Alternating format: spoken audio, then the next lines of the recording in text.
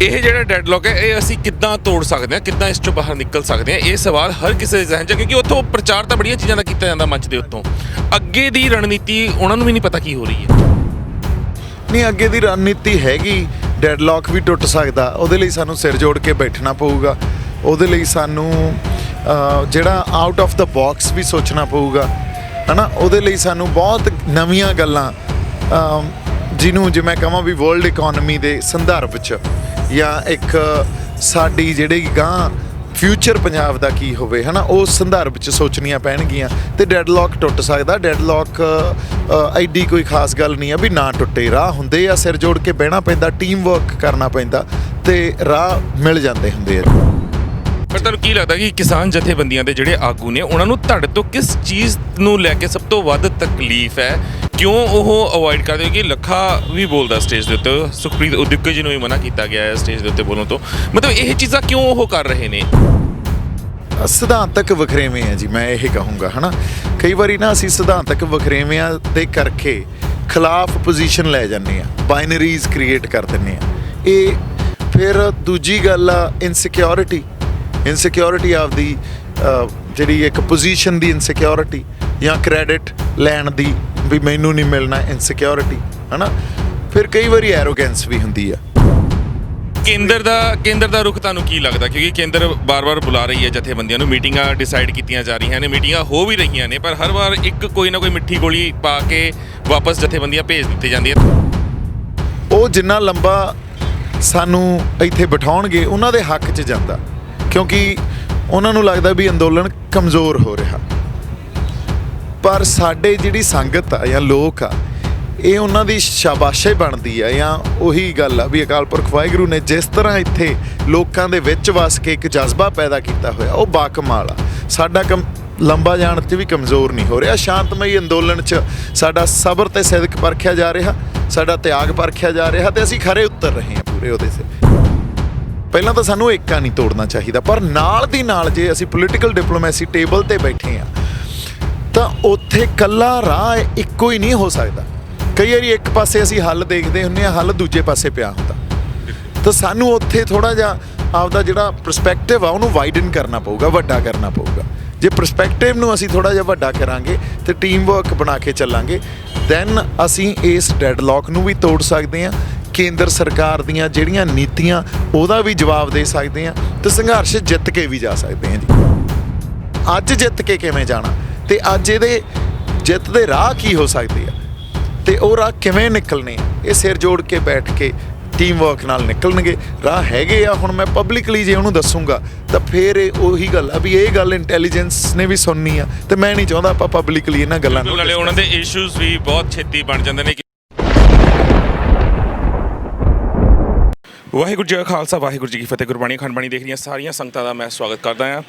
NRI ਵੀਰਾਂ ਦੇ ਬਹੁਤ ਕਾਲਸ ਆਏ ਸੀ ਜਿਹੜੇ ਕਹਿ ਰਹੇ ਸੀ ਕਿ ਦੀਪ ਨਾਲ ਜਾ ਕੇ ਗੱਲ ਕਰੋ, ਅੱਗੇ ਦੀ ਕੀ ਰਣਨੀਤੀ ਹੈ। ਵੈਸੇ ਲਾਈਵ ਹੋ ਕੇ ਸਮੇਂ ਸਿਰ ਦੀਪ ਤੁਹਾਡੇ ਸਾਹਮਣੇ ਆਪਣੀ ਦਿਲ ਦੀ ਹਰ ਗੱਲ ਸਾਂਝੀ ਕਰਦੇ ਨੇ। ਪਰ ਦੀਪ, NRI ਵੀਰਾਂ ਦੀ ਹੁਣ ਕੁਝ ਹੋਰ ਡਿਮਾਂਡ ਹੈ ਜਿਸ ਨੂੰ ਤੁਸੀਂ ਸਟਾਰਟਿੰਗ ਤੋਂ ਡਿਨਾਈ ਕਰਦੇ ਆਏ ਹੋ, ਕਿ ਪੋਲੀਟਿਕਸ ਦੇ ਵਿੱਚ ਆਉਣ ਦਾ ਕਿਉਂ ਨਹੀਂ ਸੋਚਦੇ? ਮੈਂ ਇਸ ਕਰਕੇ ਨਹੀਂ ਸੋਚਦਾ ਜੀ, ਸੱਚੀ ਗੱਲ ਮੇਰੇ ਤੋਂ ਪੁੱਛੋ ਤਾਂ ਅਸੀਂ ਹੁਣ ਵੀ ਖੜੇ ਗੱਲ ਕਰ ਰਹੇ ਸੀ।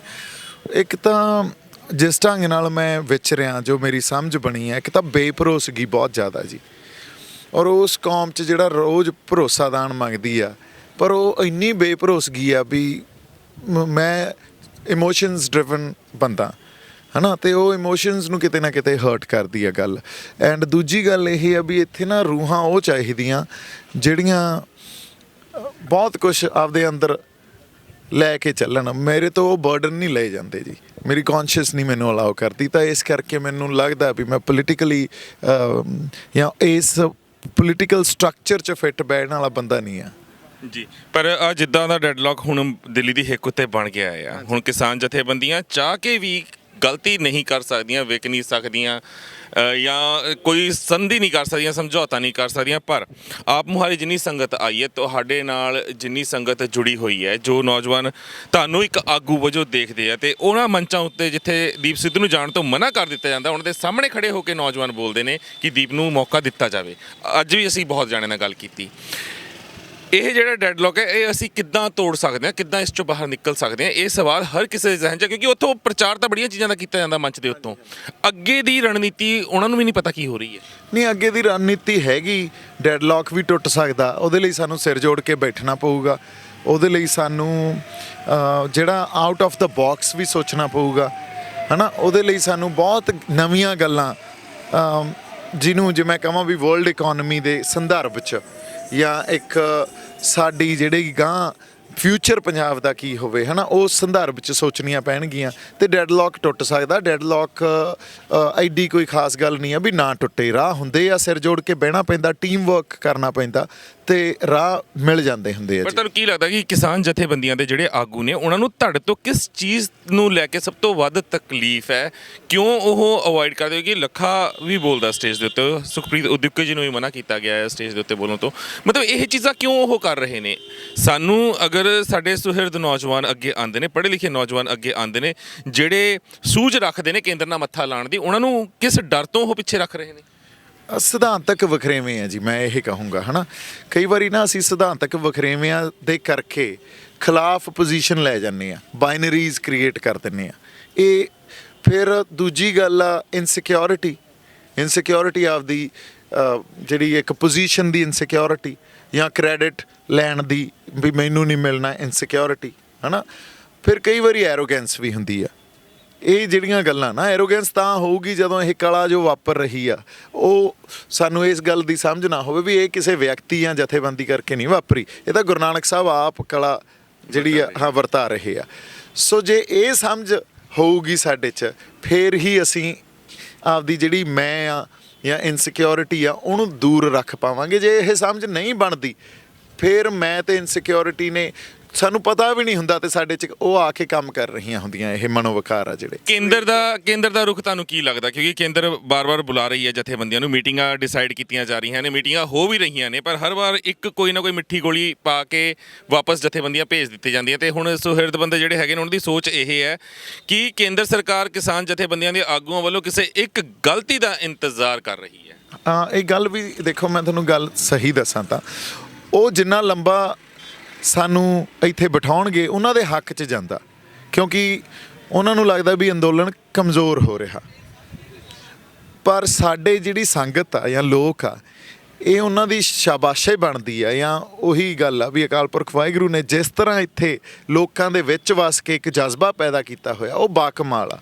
ਸਾਡਾ ਲੰਬਾ ਜਾਣ 'ਚ ਵੀ ਕਮਜ਼ੋਰ ਨਹੀਂ ਹੋ ਰਿਹਾ। ਸ਼ਾਂਤਮਈ ਅੰਦੋਲਨ 'ਚ ਸਾਡਾ ਸਬਰ ਤੇ ਸਿਦਕ ਪਰਖਿਆ ਜਾ ਰਿਹਾ, ਸਾਡਾ ਤਿਆਗ ਪਰਖਿਆ ਜਾ ਰਿਹਾ, ਤੇ ਅਸੀਂ ਖਰੇ ਉਤਰ ਰਹੇ ਹਾਂ ਪੂਰੇ ਉਹਦੇ 'ਤੇ, ਹੈ ਨਾ। ਸੋ ਜੇ ਅਸੀਂ ਖਰੇ ਉਤਰਾਂਗੇ, ਫੇਰ ਹੀ ਸਾਡੇ 'ਤੇ ਮਿਹਰ ਹੋਣੀ ਆ, ਤੇ ਮਿਹਰ ਜਿੱਤਦੀ ਹੋਣੀ ਆ। ਪਰ ਨਾਲ ਨਾਲ ਸਾਨੂੰ ਕੀ ਦੇਖਣਾ ਚਾਹੀਦਾ ਵੀ ਕੇਂਦਰ ਪੋਲੀਟੀਕਲ ਡਿਪਲੋਮੈਸੀ 'ਚ ਸਾਨੂੰ ਟੇਬਲ 'ਤੇ ਬੁਲਾ ਕੇ ਇੱਕ ਵਾਰੀ ਸਾਨੂੰ ਕਹਿ ਦਿੰਦਾ ਵੀ ਅਸੀਂ ਤੁਹਾਡੀਆਂ 2 ਮੰਗਾਂ ਮੰਨ ਲਈਆਂ, ਔਰ ਸਾਡੇ ਜਥੇਬੰਦੀਆਂ ਦੀ ਜਿਹੜੀ ਲੀਡਰਸ਼ਿਪ ਆ ਉਹ ਇਹ ਕਹਿ ਦਿੰਦੇ ਆ ਵੀ ਸਾਡੀ 50% ਜਿੱਤ ਹੋ ਗਈ। ਦੇਖੋ, ਇਹ ਗੱਲਾਂ ਸਾਨੂੰ ਸਮਝਣੀਆਂ ਚਾਹੀਦੀਆਂ। ਇਹੀ ਤਾਂ ਕੇਂਦਰ ਚਾਹੁੰਦਾ ਵੀ ਕਿਤੇ ਨਾ ਕਿਤੇ ਇਹਨਾਂ 'ਚ ਜਿਹੜੀ ਜਜ਼ਬੇ ਨੂੰ ਵੀ ਦੇਖੋ ਯਾਰ ਗੱਲਾਂ ਬਣੀਆਂ ਤਾਂ ਜਾਂਦੀਆਂ, ਹੈ ਨਾ, ਇਹ ਜਜ਼ਬੇ ਨੂੰ ਕਿਵੇਂ ਨਾ ਕਿਵੇਂ ਅਸੀਂ ਘਟਾਈਏ। ਤੇ ਦੂਜੀ ਗੱਲ, ਇਹਨਾਂ ਦਾ ਜੋ ਇੱਕ ਆ ਉਹਦੇ 'ਚ ਕੋਈ ਨਾ ਕੋਈ ਅਸੀਂ 2 ਫਾੜ ਲੈ ਕੇ ਆਈਏ। ਪਹਿਲਾਂ ਤਾਂ ਸਾਨੂੰ ਏਕਾ ਨਹੀਂ ਤੋੜਨਾ ਚਾਹੀਦਾ, ਪਰ ਨਾਲ ਦੀ ਨਾਲ ਜੇ ਅਸੀਂ ਪੋਲੀਟੀਕਲ ਡਿਪਲੋਮੈਸੀ ਟੇਬਲ 'ਤੇ ਬੈਠੇ ਹਾਂ ਤਾਂ ਉੱਥੇ ਇਕੱਲਾ ਰਾਹ ਇੱਕੋ ਹੀ ਨਹੀਂ ਹੋ ਸਕਦਾ। ਕਈ ਵਾਰੀ ਇੱਕ ਪਾਸੇ ਅਸੀਂ ਹੱਲ ਦੇਖਦੇ ਹੁੰਦੇ ਹਾਂ, ਹੱਲ ਦੂਜੇ ਪਾਸੇ ਪਿਆ ਹੁੰਦਾ, ਤਾਂ ਸਾਨੂੰ ਉੱਥੇ ਥੋੜ੍ਹਾ ਜਿਹਾ ਆਪਦਾ ਜਿਹੜਾ ਪਰਸਪੈਕਟਿਵ ਆ ਉਹਨੂੰ ਵਾਈਡਨ ਕਰਨਾ ਪਊਗਾ, ਵੱਡਾ ਕਰਨਾ ਪਊਗਾ। ਜੇ ਪਰਸਪੈਕਟਿਵ ਨੂੰ ਅਸੀਂ ਥੋੜ੍ਹਾ ਜਿਹਾ ਵੱਡਾ ਕਰਾਂਗੇ ਤੇ ਟੀਮ ਵਰਕ ਬਣਾ ਕੇ ਚੱਲਾਂਗੇ, ਦੈਨ ਅਸੀਂ ਇਸ ਡੈਡਲੌਕ ਨੂੰ ਵੀ ਤੋੜ ਸਕਦੇ ਹਾਂ, ਕੇਂਦਰ ਸਰਕਾਰ ਦੀਆਂ ਜਿਹੜੀਆਂ ਨੀਤੀਆਂ ਉਹਦਾ ਵੀ ਜਵਾਬ ਦੇ ਸਕਦੇ ਹਾਂ, ਤੇ ਸੰਘਰਸ਼ ਜਿੱਤ ਕੇ ਵੀ ਜਾ ਸਕਦੇ ਹਾਂ ਜੀ। ਬਿਲਕੁਲ, ਯੈਸ ਔਰ ਨੋ ਦੇ ਉੱਤੇ ਆ ਕੇ ਗੱਲ ਫਸੀ ਹੋਈ ਹੈ। ਜੇਕਰ ਸਰਕਾਰ ਯੈਸ ਕਰ ਦਿੰਦੀ ਹੈ, ਫਿਰ ਤਾਂ ਸਾਰੀ ਸੰਗਤ ਹੱਸਦੀ ਖੇਡਦੀ ਵਾਪਸ ਚਲੀ ਜਾਂਦੀ ਹੈ। ਨੋ ਜੇ ਕਰਦੀ ਹੈ ਤਾਂ ਫਿਰ ਬਹੁਤ ਸਾਰੀ ਸੰਗਤ ਨੇ ਐਲਾਨ ਕਰ ਦਿਆ, ਨਿਹੰਗ ਸਿੰਘ ਜਥੇਬੰਦੀਆਂ ਨੇ ਐਲਾਨ ਕਰ ਦਿੱਤਾ ਕਿ ਚਾਲੇ ਪਾ ਦਿੱਤੇ ਜਾਣਗੇ ਦਿੱਲੀ ਦੇ ਅੰਦਰ ਨੂੰ। ਠੀਕ ਹੈ ਜੀ। ਤੇ ਹੁਣ ਤੁਹਾਡੀ ਸੋਚ ਕੀ ਕਹਿੰਦੀ ਹੈ ਕਿ ਕੇਂਦਰ ਸਰਕਾਰ ਕਿੱਥੇ ਮਾਤ ਖਾ ਰਹੀ ਹੈ, ਕਿੱਥੇ ਫਸੀ ਹੋਈ ਹੈ ਜੋ ਗਲੇ ਦੀ ਹੱਡੀ ਉਹਨਾਂ ਦੀ ਬਣੀ ਹੈ? ਕਿਉਂਕਿ ਨਾ ਕਰਦੀ ਹੈ ਤਾਂ ਵੀ ਮਰਦੀ ਹੈ, ਹਾਂ ਕਰਦੀ ਹੈ ਤਾਂ ਵੀ ਮਰਦੀ ਹੈ।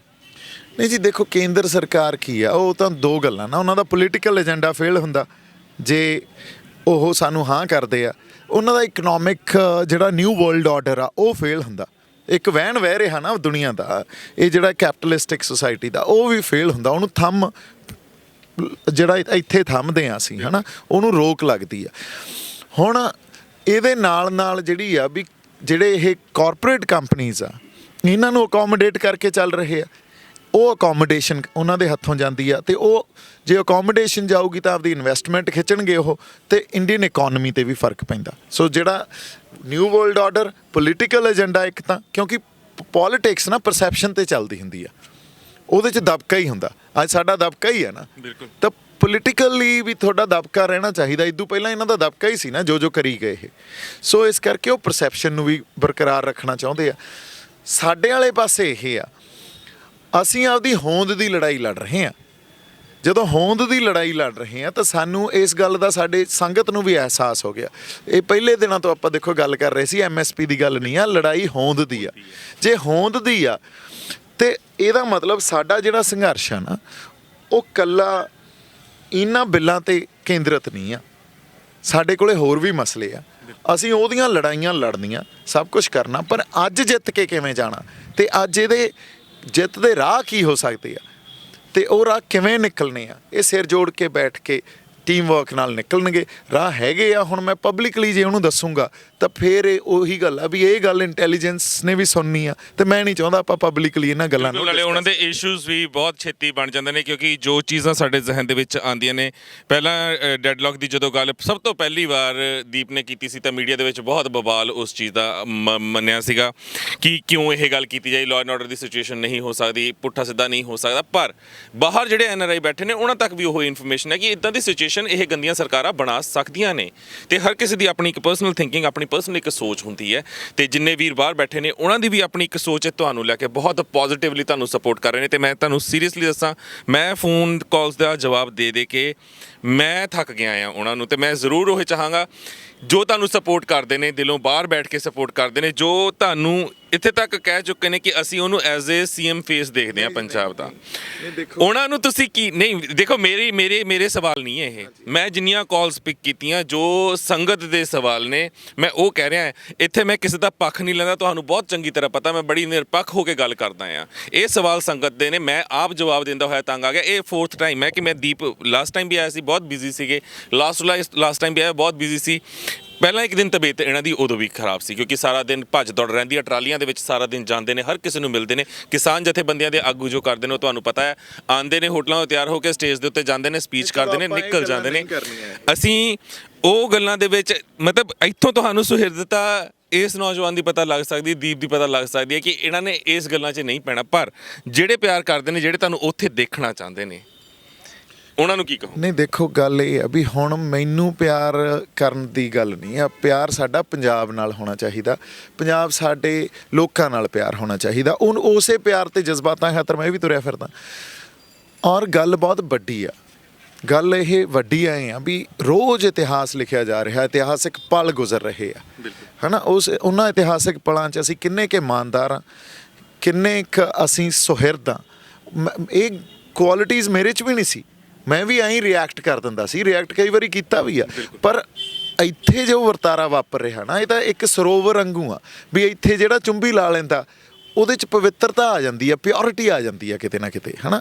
ਸੋ ਇਸ ਖਾਤਰ ਸਾਨੂੰ ਹੁਣ ਜਿਹੜੀ ਗੱਲ ਦਿਖਾਉਣੀ ਚਾਹੀਦੀ ਆ, ਆਪਸੀ ਰੰਜਿਸ਼ਾਂ ਭੁੱਲ ਜਾਈਏ, ਇੱਕ ਦੂਜੇ ਨੂੰ ਨੀਵਾਂ ਦਿਖਾਉਣਾ ਭੁੱਲ ਜਾਈਏ, ਇੱਕ ਦੂਜੇ 'ਤੇ ਤੌਹਮਤਾਂ ਲਾਉਣਾ ਭੁੱਲ ਜਾਈਏ। ਜਿਹੜੀ ਮੈਂ ਬੇਭਰੋਸਗੀ ਦੀ ਗੱਲ ਕੀਤੀ ਹੈ, ਜੇ ਕਿਤੇ ਅਸੀਂ ਆਪਦੇ ਆਪ 'ਚ ਥੋੜ੍ਹਾ ਬਹੁਤ ਭਰੋਸਾ ਲੈ ਕੇ ਆਵਾਂਗੇ ਤਾਂ ਸਾਡੇ ਨਤੀਜੇ ਬੜੇ ਸਾਰਥਕ ਹੋਣਗੇ ਇਸ ਸੰਘਰਸ਼ ਦੇ। ਜੀ ਬਹੁਤ ਬਹੁਤ ਧੰਨਵਾਦ ਦੀਪ ਸਾਡੇ ਨਾਲ ਗੱਲ ਕਰਨ ਵਾਸਤੇ। ਤੇ ਉਮੀਦ ਕਰਦਾ ਕਿ ਦੇਸ਼ ਵਿਦੇਸ਼ ਦੀ ਸੰਗਤ ਜਿਹੜੀ ਨਾਲ ਜੁੜਦੀ ਹੈ, ਜਿਹੜੀ ਸਵਾਲ ਪੁੱਛਦੀ ਹੈ, ਉਹਨਾਂ ਨੂੰ ਵੀ ਉਹਨਾਂ ਦੇ ਜਵਾਬ ਮਿਲ ਗਏ ਹੋਣਗੇ। ਤੇ ਪ੍ਰੋਗਰਾਮ ਚੰਗਾ ਲੱਗਾ ਲਾਈਕ ਤੇ ਸ਼ੇਅਰ ਜ਼ਰੂਰ ਕਰਨਾ। ਬਾਕੀ ਆਪਣੀ ਭਾਵਨਾਵਾਂ ਨੀਚੇ ਕਮੈਂਟਸ ਦੇ ਵਿੱਚ ਤੁਸੀਂ ਵਿਅਕਤ ਕਰ ਸਕਦੇ ਹੋ। ਦਿਓ ਇਜਾਜ਼ਤ। ਵਾਹਿਗੁਰੂ ਜੀ ਕਾ ਖਾਲਸਾ, ਵਾਹਿਗੁਰੂ ਜੀ ਕੀ ਫਤਿਹ।